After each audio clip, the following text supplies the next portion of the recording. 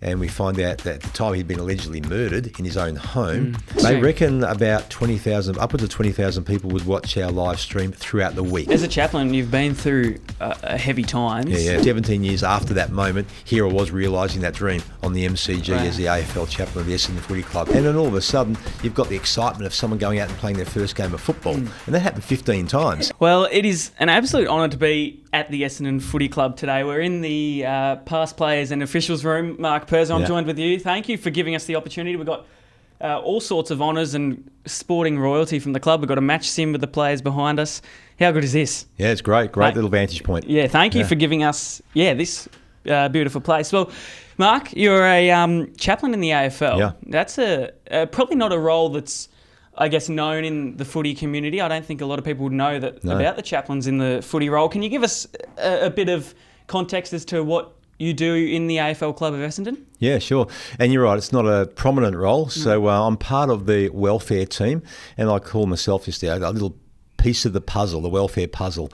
And particularly at the AFL level, there's a lot of welfare resources for the players, from mental health and wellbeing, our player development manager, and also Indigenous officers, psychiatrists, doctors. And so the chaplain plays just a supportive role in all of that. So I'm part of that welfare team, and I get called upon, particularly during times of high-level stress and grief for people's lives, whether it be a player or an official or a coach. That's when I particularly step forward and are heavily involved in the welfare. I'm not involved so much in the day-to-day side of things when it comes to welfare issues for the players. So, but I'm always here building relationships with players and helping them out where I can. But you get called upon during those higher-level times of stress. Yeah, and with the new kids, the new draftees coming in, I guess you'd have a big role in getting to know them.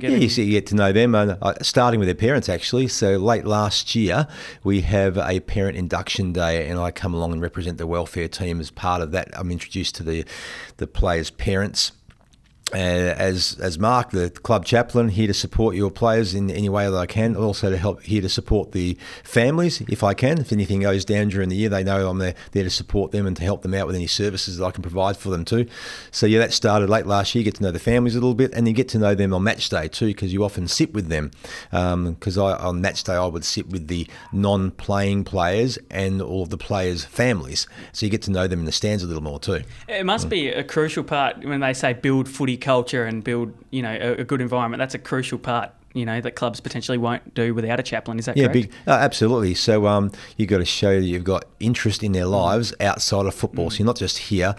Yes, we're here with the looking for the pinnacle, winning a premiership as a football club, and the players are all pointed towards that. But certainly, it's important, if you want to have rapport with players, you need to show them that you're interested in their lives in and outside of football too. That's right. So as a chaplain, you're always being quite intentional in the questions that you might be asking them, even in conversation. And it's not always about football, because when you think about it, everyone in the society, they know them as footballers only. Exactly. So when they come across them in a cafe or at the supermarket or in a side street, all they want to do is just talk to them about football. Spot on. That's how they are defined in their eyes. Whereas for me, I'm not asking them so much about their injuries or their form or where they're being selected. I'm trying to remember what is happening in their lives. What's going on back home. Maybe their partner's got an exam next week. Maybe they're building a house. Maybe something's gone down in their wider family. So I'm asking questions about life in general, so they understand that I'm interested in them as a total person. Yeah, and it must allow them to just relax as well. I guess when there's footy, it's the only thing they're thinking about. It's a good, opportunity to just relax and talk about life as well. Yeah, sure. So you give them that opportunity. Yeah, definitely. For sure. If you walk into the club on a random Monday or whatever days, what does that day look like? You walk in, I saw you this morning, actually. It was lucky we rocked up at the same time. What do you get up to in a normal day? Oh, for me, I have two, because I'm a non-paid staff member, so my full-time job is as a church pastor. Yes. So I'm coming down here twice a week. So in the off-season, I'd come down twice a week to training. In the season, I'd come to at least one training session a week, and then game day as a resource.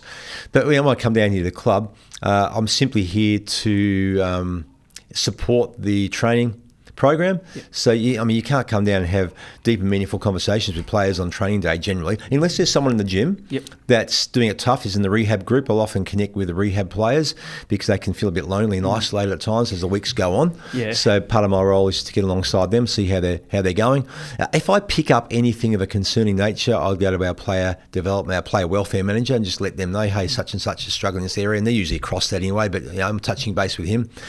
And otherwise, I'll go out to training and actually help out. I'm fit enough to still run around and kick a ball, and the players seem to like my kicking. And they're not overly forgiving. If you're not going to hit them on the chest very often, they'll discard especially you. the key forwards. But I get out. Sometimes the coaches will even yell out, can you help us with this drill? Because I need an extra pair of hands. So I'll go up and help with a drill.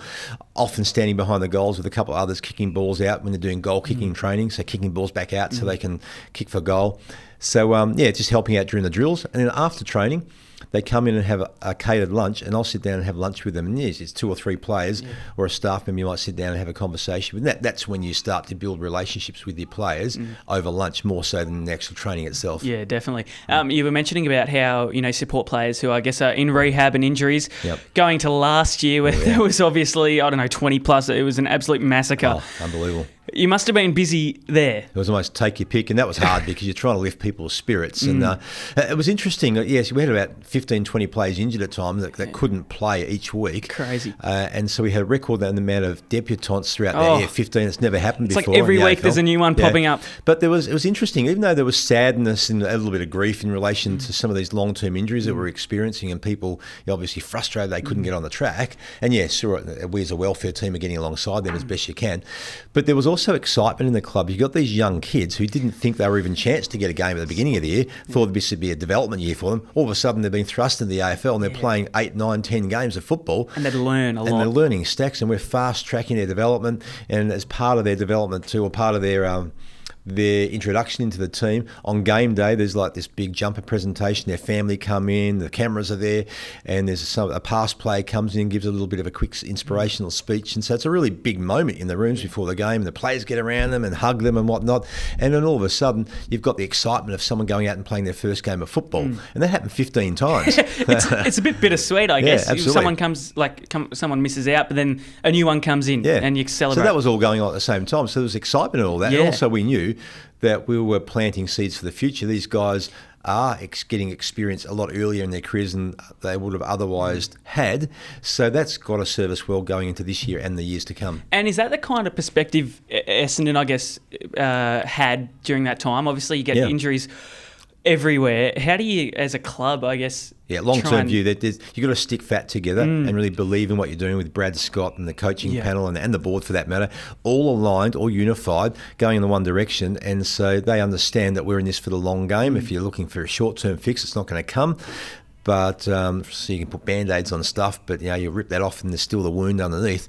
For us, it's this is the long-term focus. And so the club are really understand that. And so Brad's got that backing of the board and also of the other coaches, and so they're all aligned basically, and with their eyes firmly setting a long-lasting platform. And you look out there and you've got your Darcy Parish and you've got your players back, and the people who come to watch, they'll be happy. So you're pushing forward this year. When the players, like when you first came, because you started at Adelaide as a Adelaide chaplain. Crows. So I was at Adelaide Crows for 5 seasons. 5 seasons, starting what year? That was right back in about 2011, and I was the first chaplain that the Crows had ever had. So up to that point in time, every AFL club had a chaplain at some point. The Crows hadn't. They'd always sort of resisted it. And even for about a year, they resisted. I went and pitched myself for the role. They resisted. And there was a couple of players I was meeting with offline, and they seemed to benefit from the mentoring I was giving them. So at the end of that year, the club came to me and said, look, we've still got a few issues welfare-wise around here. We wouldn't mind if you joined us for the next season. So we can see what you're doing with a couple of our players, so come in. And so they invited me in, but they didn't really quite get the concept of chaplaincy because they'd never experienced it before. Correct. And so they were quite hesitant in giving me access to the players. So that first couple of years, it was like a very slow build. So did you have an idea as to what they thought you would bring if they were hesitant about chaplaincy? What was the misunderstood? Can tell exactly what, because their CEO, and he wouldn't mind me saying this because we've got a great relationship, and he saw my role evolve over time. But initially, I remember him saying to me, we'd prefer you not to talk to the players. And what he meant was, you're here, that's fine, but you only need to talk to the players. So I think for most people, pigeonhole you as the religious guy coming in. Gotcha. We don't want you to talk about the Bible and God and all that sort of stuff, unless the players want to. Yep. So you're not to proselytise. Yep. Understand that. So there was a little bit of reservation initially. They said they'd sit me in the cafe there on site, and if the players want to come and talk to you, they're very welcome. Yep. Well, the players very rarely came and talked to you. So you had to find ways to help out in the club and be proactive in all of that. But when a couple of major incidents went down, particularly for a coach. We had a coach Dean Bailey, an assistant coach that passed away with cancer, and I was very involved in caring for his family and running the service for the Adelaide Crows, the funeral service. That's when the lights came on for the club. They realised, this is what a chaplain can bring us. Yes. And also a level of care that I was able to model to the club and the players during that time and the families. The respect for my role and also the trust in my role all of a sudden just went through the roof. And they invited me right into the inner sanctum after that. They kitted me up with gear. They got me involved in game day. And from then on, I never looked back. The chaplaincy role was very strong. And even when I left the club, they had no hesitation in replacing me with another chaplain. So how far into your chaplaincy role were you when that happened? About 18 months to 2 years. So it was a bit of a slow burn for those first couple of years. Not overly involved in the life of the club. I was around, but they would have seen me as a bit of an insurance. If there's a player that want to, if we really need a chaplain, it's like a dentist. You've got a toothache, we'll send you off to the dentist. Right. If we've got a spiritual ache, well, you've got a chaplain in the corner there. And there was a couple of Christian players in the team, so they would often seek me out. We'd have conversations, and the club knew that, and they were grateful for that. But for the wider team, I didn't have a lot of rapport initially. So was that first 18 months a bit awkward, you could say? Yeah, it was. Yeah, it was quite awkward because the players, even you can tell the players are wondering, why is he here, and what role has he really got to play, and but you had to hang in. Like anything in life, if you believe God's called you to something, and you're going through some really hard times, and there's no sort of breakthrough, you just got to hang in there and persevere and believe that God's got you there for a reason. Because people in Adelaide, in the Christian community, they'd been praying for that role for about 20 years, and it never came to pass. So here I was, and if I was going to walk out after 12 months, which I could have easily done, because there was not a lot going on, then all of a sudden we're back to the square one. So you just had to hang in there, believing breakthrough would come, and breakthrough did come. And how long was chaplaincy a thing in the AFL before you started? I reckon it goes, the guy, Alan Dunn, who was here at Essendon before me, he started as chaplain at the Essendon Footy Club right back. So he had a great relationship with Gavin Wanganee, and then Gavin was staying with him actually for about a year. And so that would go right back to about 1990, somewhere around there. So it was around for a bit, but Adelaide kind of just refused until you came. Yeah. So it was around about late 80s, 90s when chaplaincy was coming in at a professional level. So did Adelaide call you? No, because I'd also done 5 years as a chaplain. When I retired from my own sport, I went into chaplaincy with the under-18, what was then called the TAC Cup. And so I was with the Eastern Rangers, which is your equivalent, say, the Calder Cannons, the Geelong Falcons, in that league. And so these are the best players in your region that are all hoping to play AFL. And so I have a good relationship with some of those players, and a couple of them got drafted to the Crows.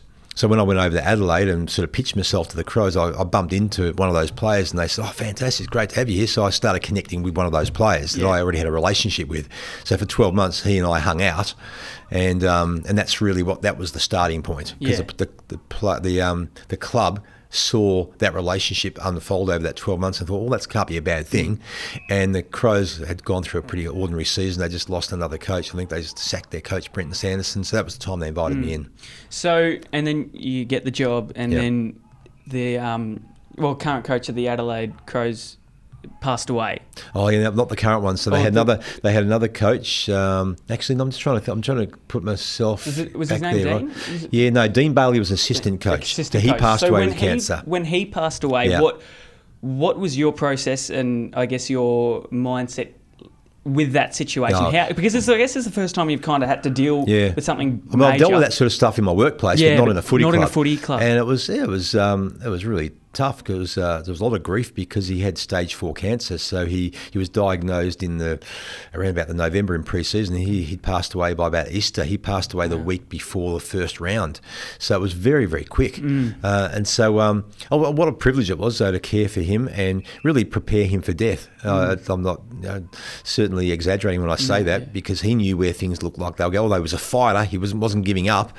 But I would visit him quite regularly in hospital and to support him. We had some great conversations about life and death and the hereafter. And of course, coming to Easter time, I would talk to him about the thief on the cross that was next to Jesus before Jesus was killed, and the thief on the cross. It was never too late for him, and he was at peace with God before he passed. And I talked to him about being at peace with himself and with his enemies even, and with people who let him down, at peace with his family and peace with God. And he believed he was at peace with God before he died. So that was a real privilege. And to support Karen, his then wife and kids, was a privilege too. And so very much heavily involved in their private funeral service and in the wider funeral service at the Adelaide Oval for the wider community of AFL.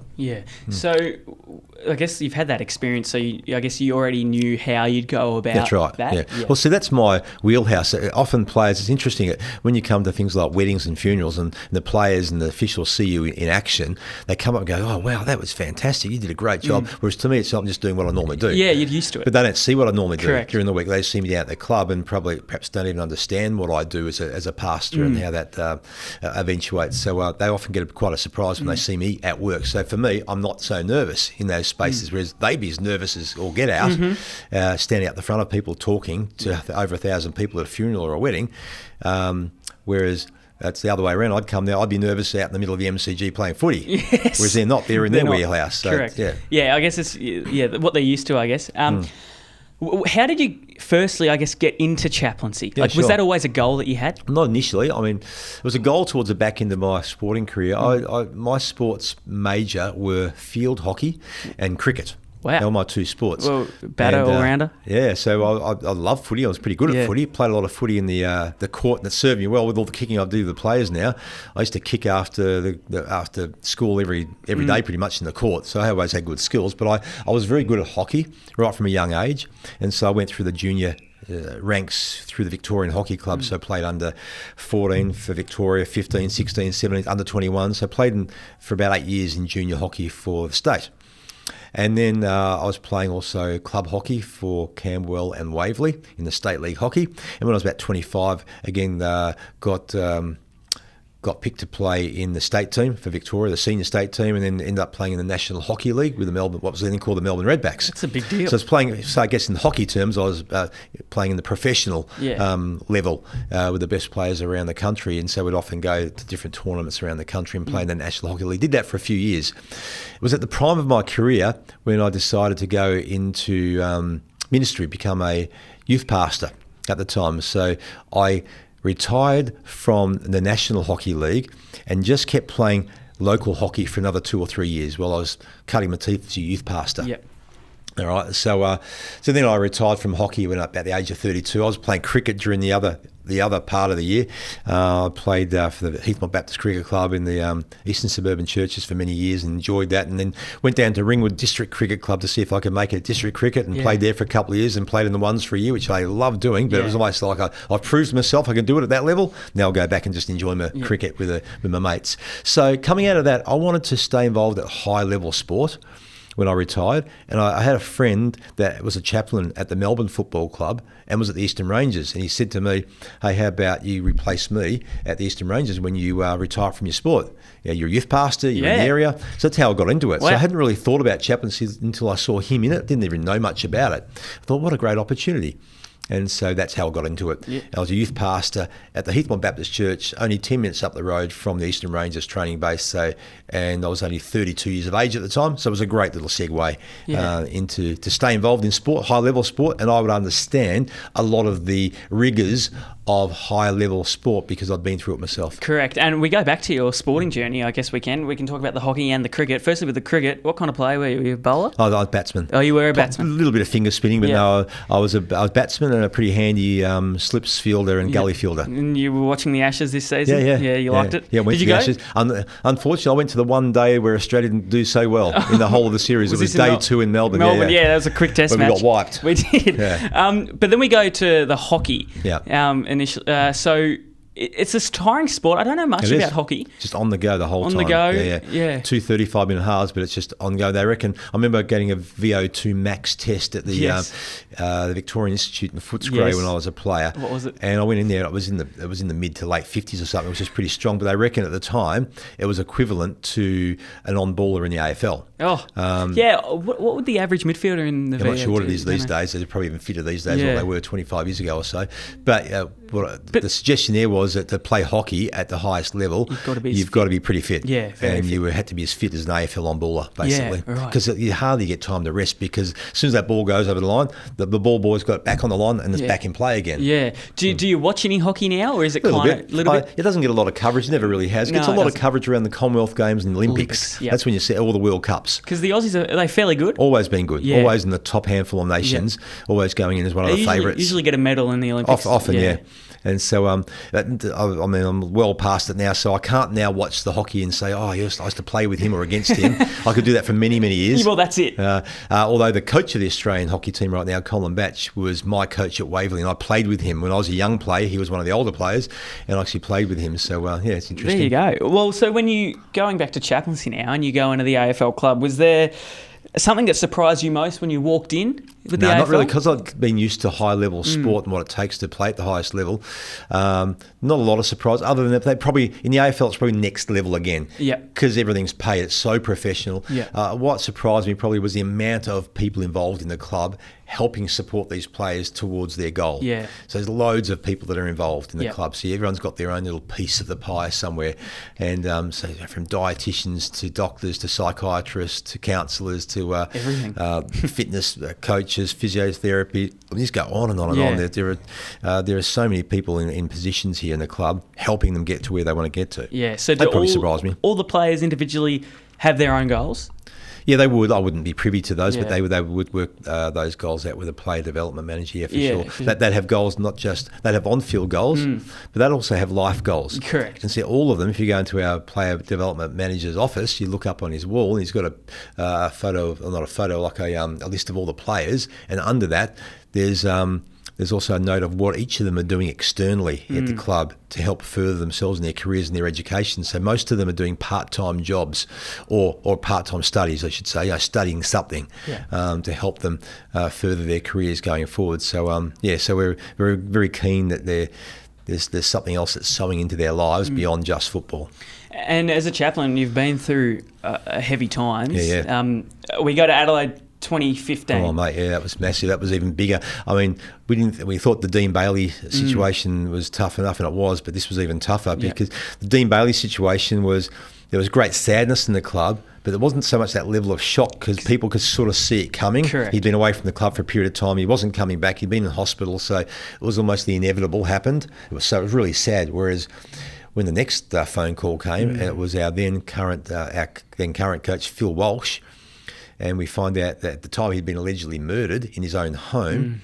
That was just crazy because that was shock. That wasn't like, that was grief and shock, and everyone was overwhelmed because here we were at the Adelaide Oval. I was at training that day on the Thursday afternoon or morning, training at the Adelaide Oval, getting ready for our next game, which will be on Sunday against Geelong at the Adelaide Oval. The players wake up the next morning to find out he's been murdered overnight. Now I got a phone call about 4 a.m, I think it was, from our player welfare manager to say, Mark, we're going to need you. Can you get down to the club immediately? She told me what had happened. And so I got down there before sunlight, basically. And the players all got called to tell, okay, you got to get down to the club. We've got to let you know something. So, I was there the morning the players were just all turning up. And my role was to support them in the news that they were about to hear, but also speak to them, as I did 18 months earlier with Dean Bailey's situation. I got to speak to the whole playing group and coaches about grief and how they might, how they'd be able to cope, reminding them how well they did 18 months earlier through the loss of it. I mean, a lot of this is probably going over their head because everyone was just in shock. And trying to just work out what we're going to do next. And heavy involvement. Yeah. When you got that phone call in the early morning, did you always know something bad? Generally, you don't get. It's not too often the phone goes at 4 o'clock in the morning from someone that you know, and it's not going to be bad news. Yeah. So when you got that phone call, what was going through your head? It was interesting. I know, shock, as a pastor, shocked, but I went into I think pastoral mode pretty much initially. Okay, what do I need to do to help the club, to support the club? I'm a chaplain. I've got to step forward here. So in situations like this, chaplains in a club, usually you're in very much the background. Things are confidential. There's no fanfare around your role. You're just a bit player in the club. That's fine. But in times like this, you step forward, you become a leader in the club just for a small period of time. And so I had to step forward and be a leader, because this is an area where I feel a little more comfortable in, whereas most people don't feel at all comfortable in. Yeah. So I've got to be their strength. Right man for the job. Yeah, that's right. So that's how I was stepped into that day. Yeah. And then you delivered a speech in front of, it the entire club or the entire playing list and coaches, Yeah. And I think was that one. There was one other one. Maybe it was Dean Bailey, where I had to speak to the whole staff as well. Yeah. So we go to the speech with Phil Walsh. Yeah.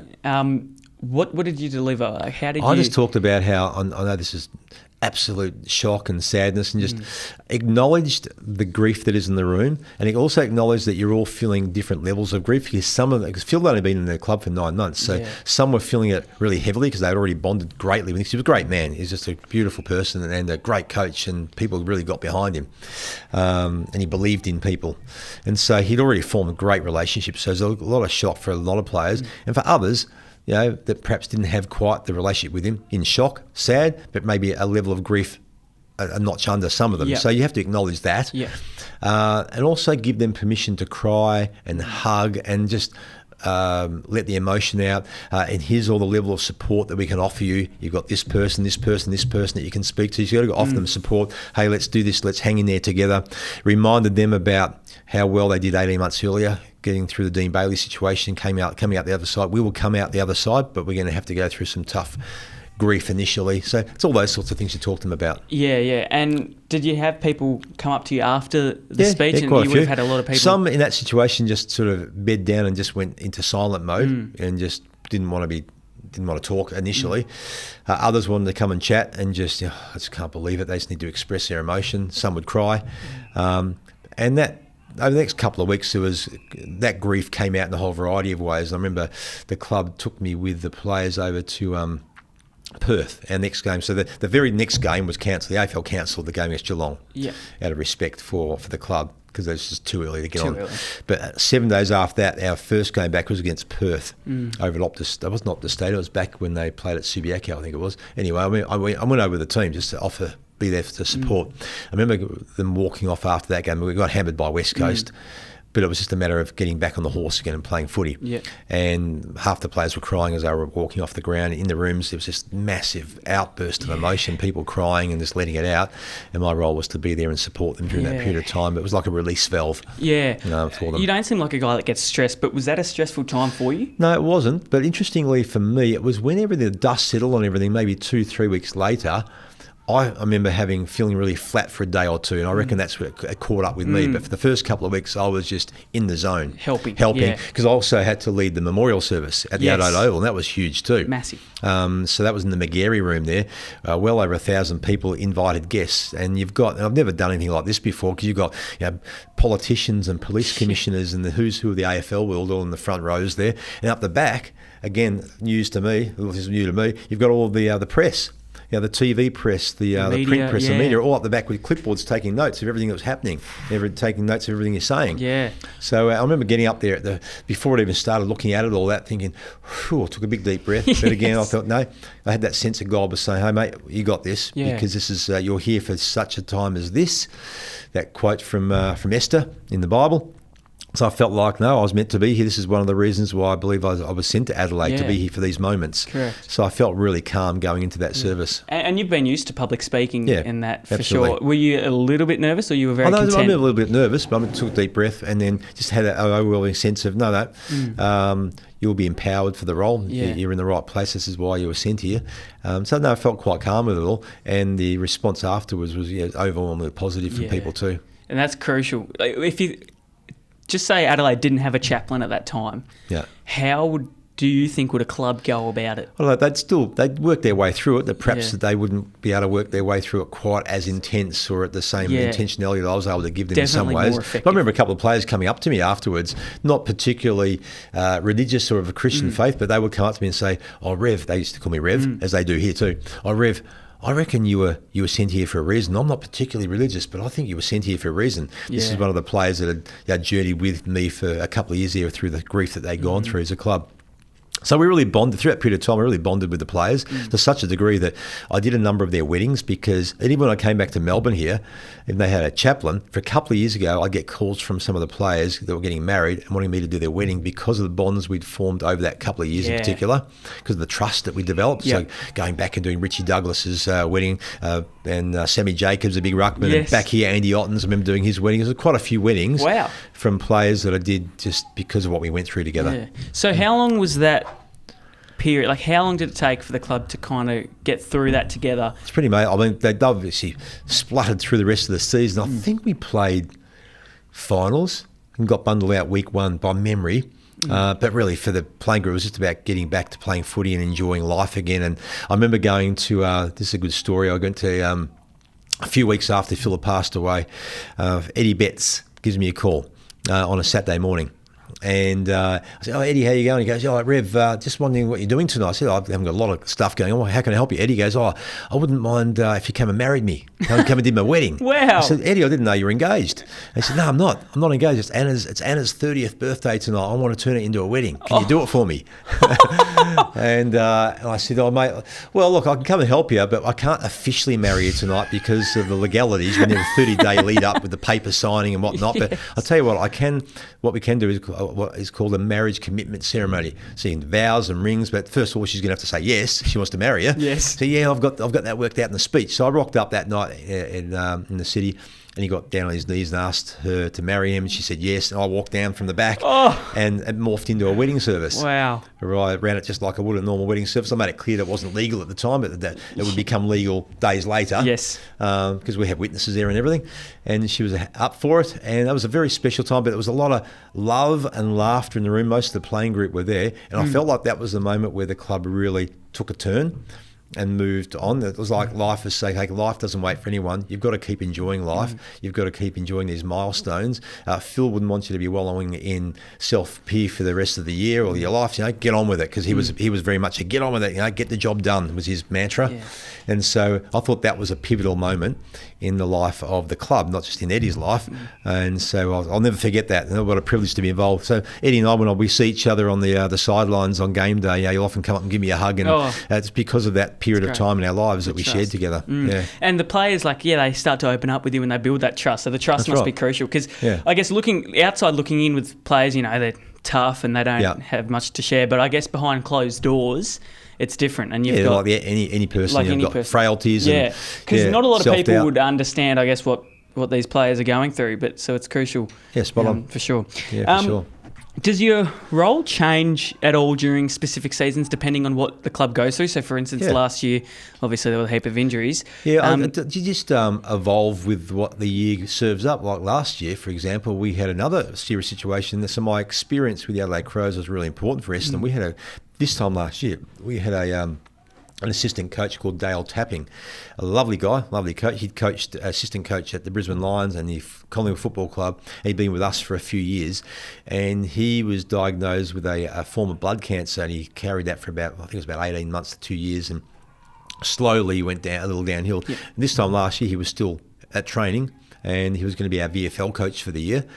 But he took a real bad turn just after, I'm trying to remember now, it was after Christmas. He found himself back in hospital, and he went downhill very, very quickly and ended up passing away. And so, again, our playing group having experienced that level of grief within a club when one of their very own, their confidants, their special coach had passed.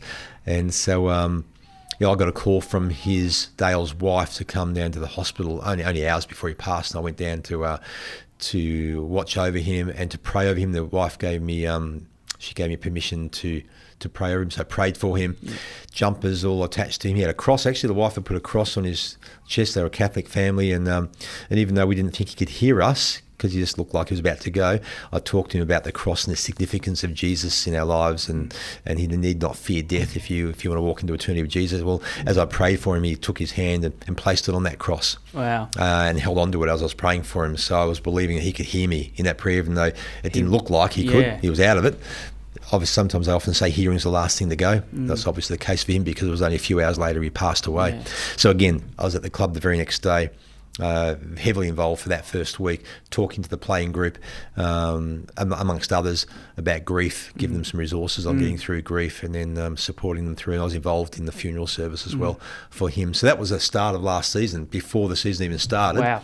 Season starts, and then again, you step back, you help the club during that week or two, and then you step back, and then it's not until those sort of moments arise that you step forward again. Otherwise, you're there as a normal support throughout the year. Yeah.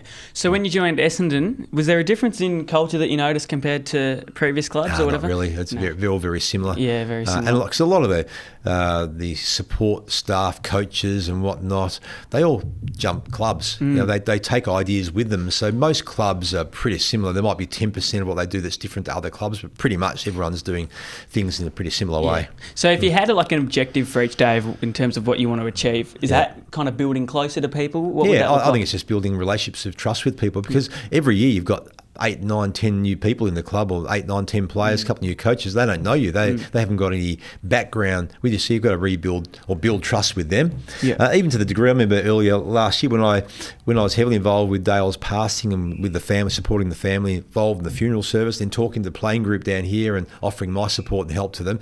One of the players came up to me and said, I won't tell you who because he'd be embarrassed if I said it. He goes, I didn't know you did all that stuff. He goes, yeah, and one of the other players said, yeah, that's why we call him the Rev. He's the Rev. He goes, oh, is that why we call you Rev? So he'd been here for a few years, but hadn't clicked that Rev meant someone that perhaps comes from a religious sort of connection. I just hadn't made that connection at all. That's good. Yeah. What would be, without mentioning names, what would be the most, fascinating story that a player's had, or an experience, or a kind of issue that you've had to deal with as a chaplain? Oh, I think it's just support. One of our players lost a good friend to suicide. Someone took his life, and just having to navigate their way through that is just a privilege to be with players, walking them through and letting them air their sorrows and grief, and being there for them. I think that's part of it. And then seeing them work through that, build their resilience, come out the other side and forge ahead. And it's actually helped shape them for their future as well when they're going to receive some other knocks. So I think that's part of it. Yeah, for sure. Do you get past players and people coming into the club? Yeah. So you get, and you do. You see them more on match day. Sometimes at training, a couple of past players might come down and watch. And but it's often on game day. They're given a pass. They come into the rooms and just watch everything unfold. As I said earlier, so if there's a jumper presentation, usually it's a past player that comes and speaks and it helps provide that jump to the new player. Because there's the Neil Danaher's behind us. Yeah, Neil Danaher. Well, Neil Danaher comes down here up until last year. He's been coming down here at least every year around that MND Freeze weekend. Yes, So, of course, Melbourne are heavily involved in that because he was coach there for 10 years or so. But he was a player here back in the late 70s, early 80s. Right through to 1990. Actually retired in 1990. But he had a horrendous run of injuries with his knee. He had about 3 or 4 knee recos, I'm pretty sure. So, he's very invested in the club here because his brothers all played here too. A couple of premiership players here, the Danahers here in the 80s, and 93, his youngest brother. So, he's very involved here.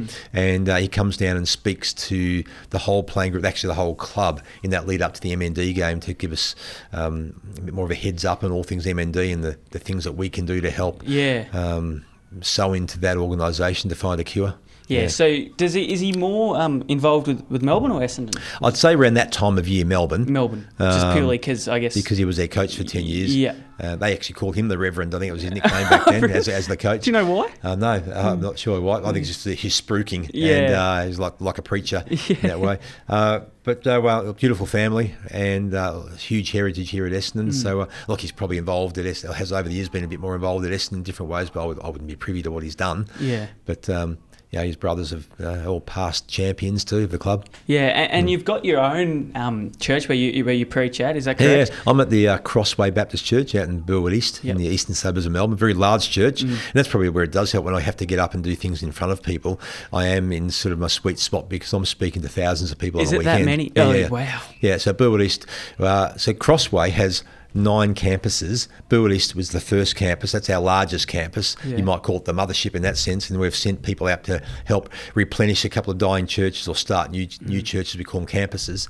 So across all those campuses, across the weekend, we'd have 5,500 people in church, from kids to adults across those 9 campuses. Now, Burwood East, with our English-speaking services and our Asian-speaking services, 4,500 of those 5,500 would be at Burwood East. Wow. Yeah. That is...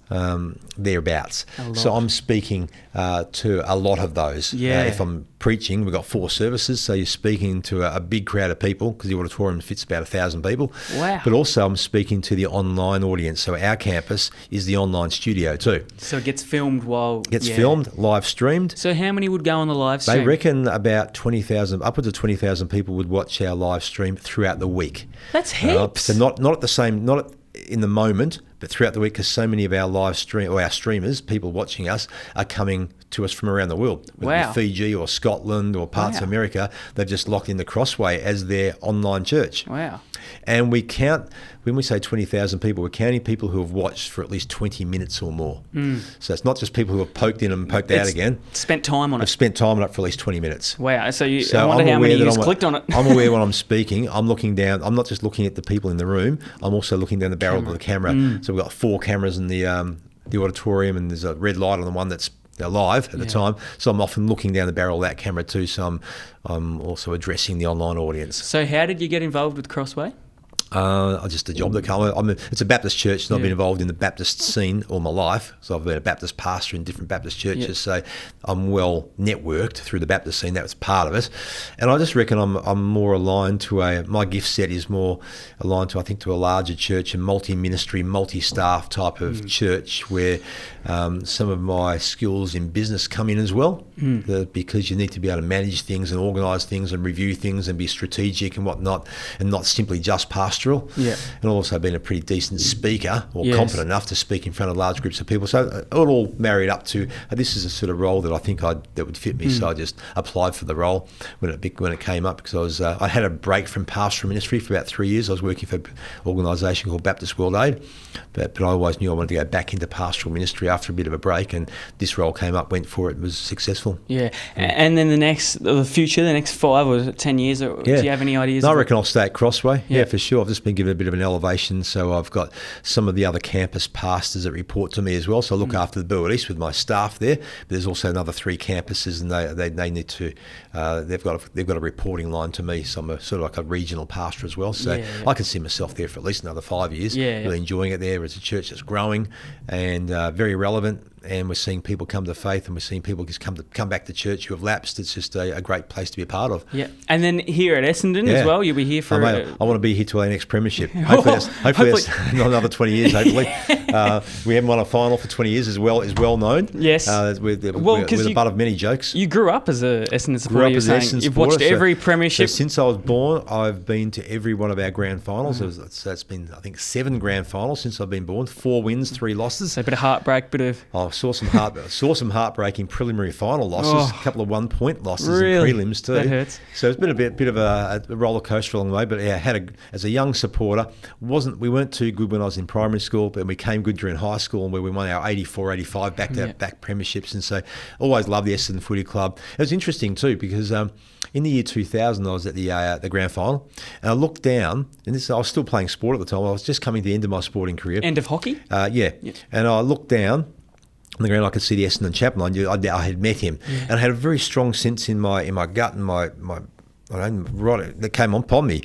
That'll be you one day down there as Essendon Chaplain, and so when I ended up going into the Essendon Rangers in the Adelaide Crows, because I moved over to Adelaide for work.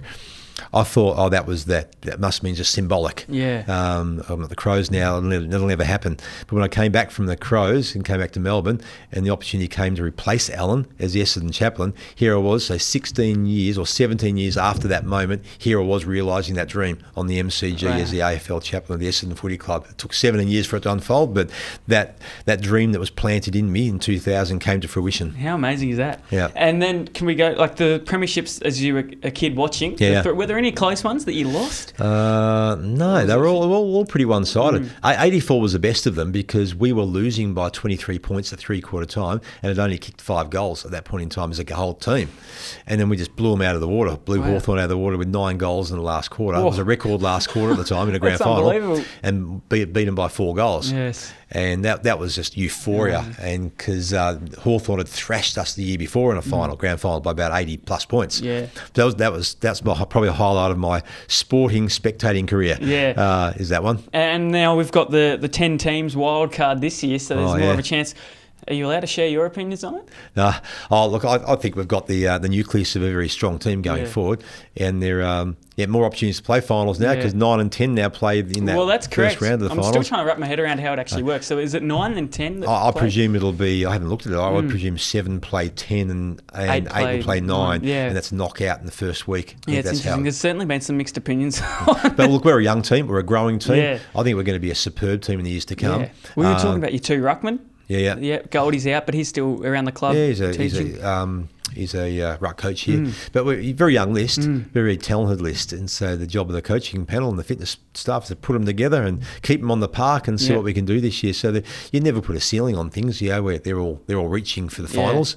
This year, I wouldn't put that past us by any means, because there's a very lot of talent out there, but you just got to believe in yourself and lock into the game plan that Brad and the boys give them. Yeah. And see what happens. Well, they seem to be flourishing on the match team. There's some good players out there. Yeah, they're doing well out there. Nate Caddy doing well. Caddy and Kako, 1-2 punch here in the forward line. Yeah, that's it. Yeah. Look out for the other teams. Any other key players you reckon are standing out? Yeah, Parrish is great to have Parrish back this year. Yeah, missed him last year. We missed him a lot last year. And who else? I mean, Ridley's very close to coming back. We missed him a lot last year. Zach Reed is a ripper. He hasn't played a lot of footy over the last 4 years. He's been so injured, but he's a serious talent, and he's looking fantastic in pre-season. He's out there today too. Yeah. So I reckon you'll see good things from him. He'll be a linchpin in our back line for sure. For sure. Yeah. Well, I've got the end of the segment is 10 questions to finish off. Yeah. It's not really rapid fire. It's just whatever. This one might be though. First car. First car, it was my grandpa's car. Bought it off him, a Toyota Cressida. Yeah. Favourite part about being a chaplain? I think it's just the privilege of sowing into people's lives during the toughest parts of seasons of life. Best advice you've received? Best advice I've received, don't try and be someone else. As a young kid, you often look at others and try to emulate them, but don't try and copy them. Learn from them, but don't try and be them. Yeah. Be comfortable in your own skin. Worst advice Worst advice is you've got to be exactly like that person. The complete opposite. Yeah. Mark Purser, favourite vegetable? Favourite vegetable? I reckon broccoli. Broccoli. That was told last interview too. Is that right? Yeah, correct. We've had potato and broccoli. Yeah. Favourite animal? A dog. I've got a beautiful border collie. And so I wasn't a dog person until we had a border collie 7 years ago, and she's warmed her way into our hearts. Awesome. Favourite colour? Blue. I'd like to say red, black and red. But I've always, navy blue seems to suit me best in terms of just generally in life. The cat is. Going out for dinner, what cuisine and what are we ordering? Oh, look, I went to Angie's Dumplings the other day. I love a good Asian cuisine, I must say. And seafood too. And wait, you going dumplings, you said? Angie's Dumplings is a place called out our way. Oh. Great spread. Recommend. Favourite sport to watch? Favourite sport to watch has always been football. Even when I was a hockey player, I loved watching footy. Always loved. And athletics. My young son I like athletics. Grew up... and he still does athletics today, and he often go to nationals as an athlete, as a junior athlete. So I got really interested in just track and field athletics, and I do a bit of athletics for myself now in Masters. Yes. Masters? Yes. I sort of run for Doncaster in the Masters. So, athletics has sort of tickled my fancy a bit over the last... Do you ever go down to Landy Field in Geelong and run? No, I haven't been down that far. I know where it is. Yep. And my son has, but I haven't. Yeah, they're actually doing renos now. I think they can have a big stand and everything. So we'll see how that goes. So I like my running. Yeah, that's good. Yeah. And that's handy for you also on the field, as you were saying earlier. Keeps you nice and fit out there. Correct. That's important. Mark, what is success? What is success? It depends really, I guess, what you have set for yourself. So at the start of the year, I will have a whole set amount of goals that I will set in different facets of my life, whether it be financial, whether it be spiritual, whether it be family, whether it be vocational. And so I'll set myself goals at the start of the year. And if I can tick those off as the year goes on, for me, that's success in that year. Yep. I'm going to add another one. Favourite player when you were growing up? Tim Watson, for sure. Watson. Well, number, and he's up there on one of those, on a few, he'd be on the 84-85 premiership poster and the 93. He came back and played in the 93, the Baby Bombers premiership. So Tim Watson, I would say. Tim Watson, definitely. And then to finish off, is there any way people can find you or anything? If you want to share anything, few messages. Yeah, they can come through Crossway Baptist Church and find me there. That's it. Yeah, for sure. Awesome. Yeah. Well, thanks for your time, Mark. Thanks for giving us this amazing opportunity. It means a lot. So thanks for sharing your story. It's good. Good to be with you. Thanks very much. Thank you. Cheers, mate. Thanks for tuning in to another episode of The Noah Jones Show.